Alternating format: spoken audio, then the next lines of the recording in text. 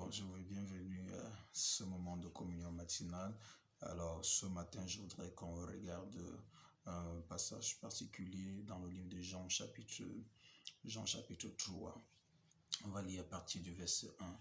Mais il y eut un homme d'entre les pharisiens nommé Nicodème, un chef des Juifs, qui vint lui auprès de Jésus de nuit et lui dit, Rabbi, nous savons que tu es un docteur venu de Dieu, car personne ne peut faire les miracles que tu fais si Dieu n'est avec lui.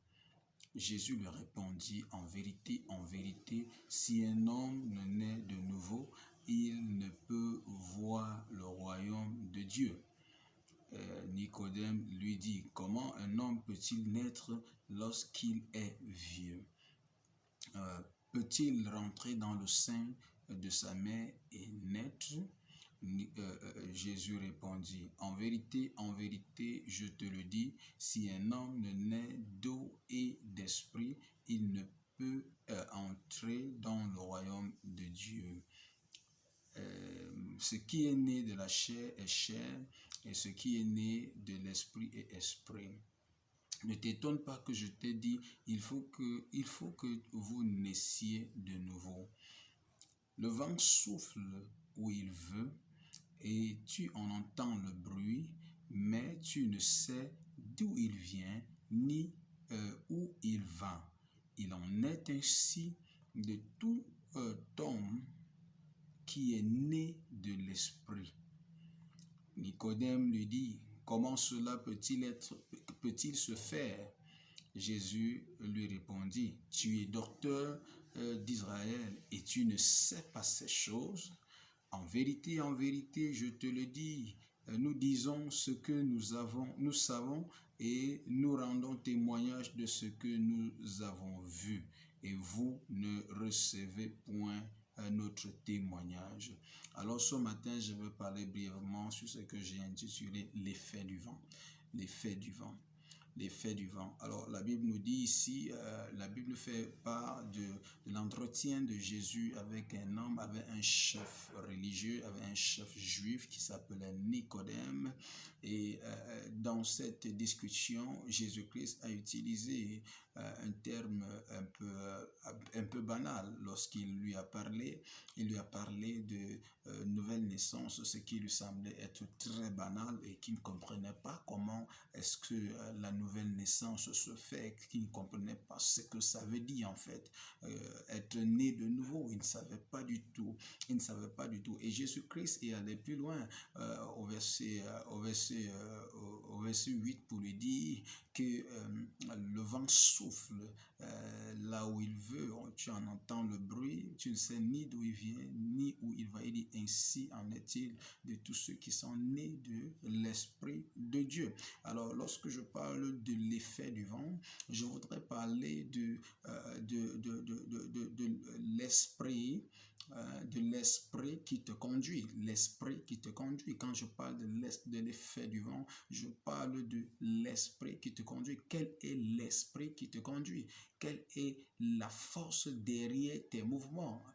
Quelle est ta force motrice? C'est quoi? Quel est l'esprit qui te conduit? Quel est l'esprit qui te conduit? Si c'est l'esprit du Seigneur qui te conduit, alors tu es fils de Dieu. Mais si c'est l'esprit de l'étranger qui te conduit, alors il n'est pas étonnant que ce qui t'arrive, t'arrive. Alors, vous savez, dans le livre de 1 Jean chapitre 5, le verset 19, la Bible dit car nous savons que nous sommes de Dieu et que le monde entier est sous la puissance de l'ennemi.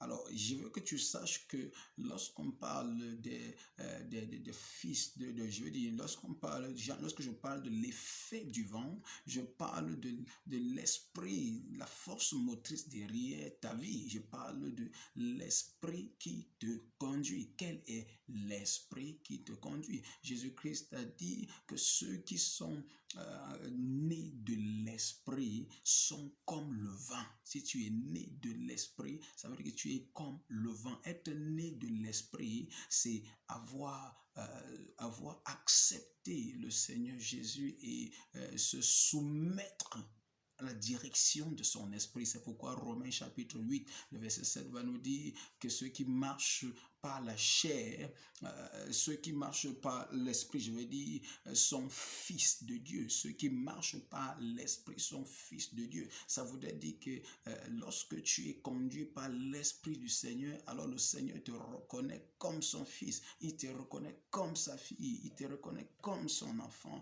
Mais si tu ne marches pas par l'esprit du Seigneur, il est impossible que le Seigneur te reconnaisse, et il est fort difficile que le Seigneur puisse se glorifier dans ta vie en quelque sorte que ce soit, parce qu'en réalité les bénédictions de l'Éternel sont pour ceux qui s'identifient à lui comme étant des fils. Quelqu'un va me dire, mais je sais que je suis un fils de Dieu, c'est Dieu qui m'a créé. Oui, c'est Dieu qui t'a créé, mais seulement est-ce que tu lui appartiens en propre? Est-ce que tu lui as soumis ta vie? Nous sommes tous à l'origine créés par Dieu, mais nous ne sommes pas tous des fils de Dieu. La Bible dit que pour devenir un enfant de Dieu, il faut l'avoir accepté. Il faut l'avoir accepté. Il faut naître de l'esprit. Lorsque tu es né de l'esprit, il dit que ce qui est né de l'esprit, ce qui est né de l'esprit est esprit, et ce qui est né de la chair est chair.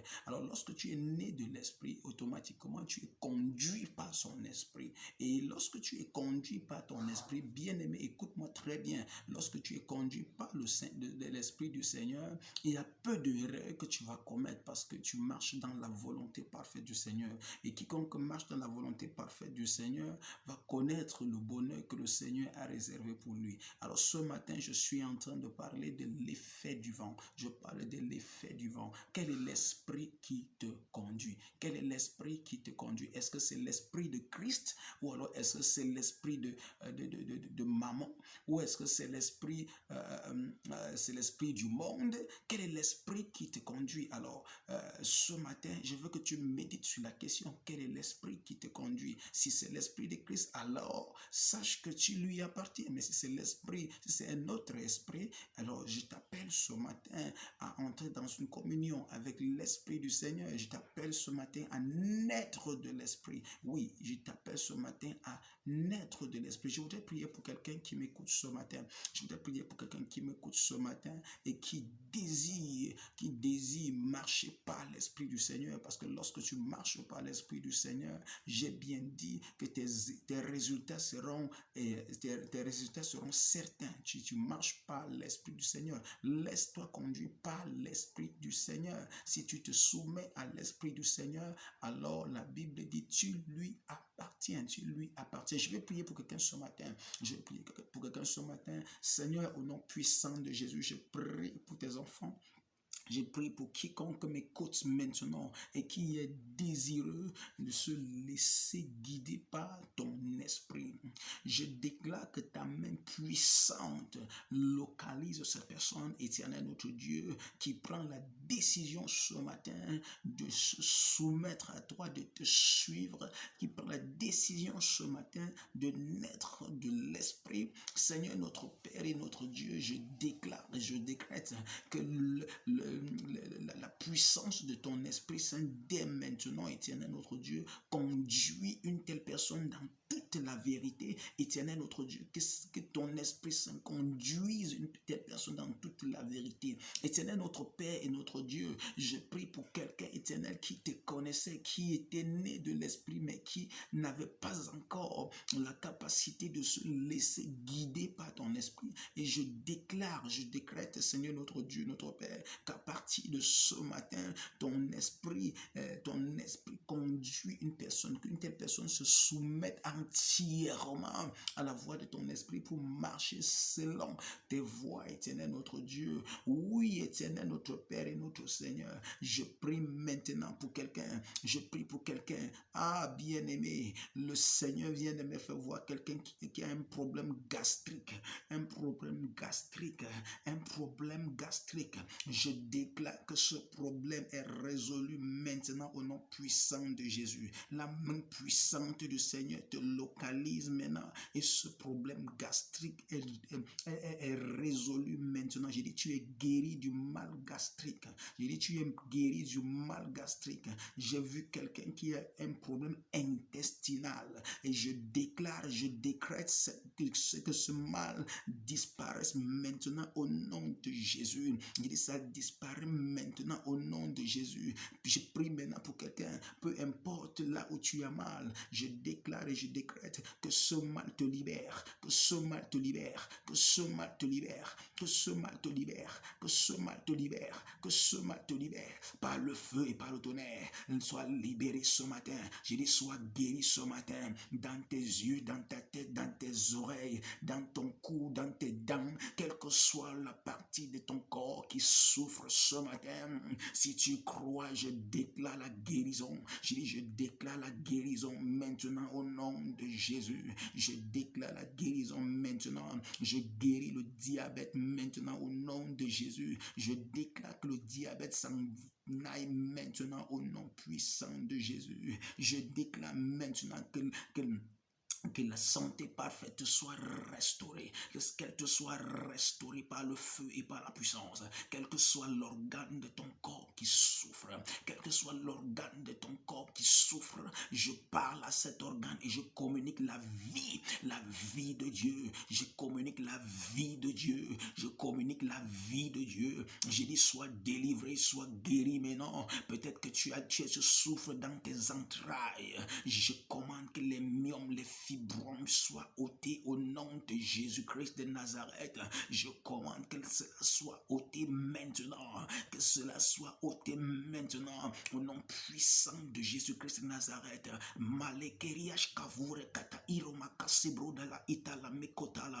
Je parle à quelqu'un qui a mal au genou gauche.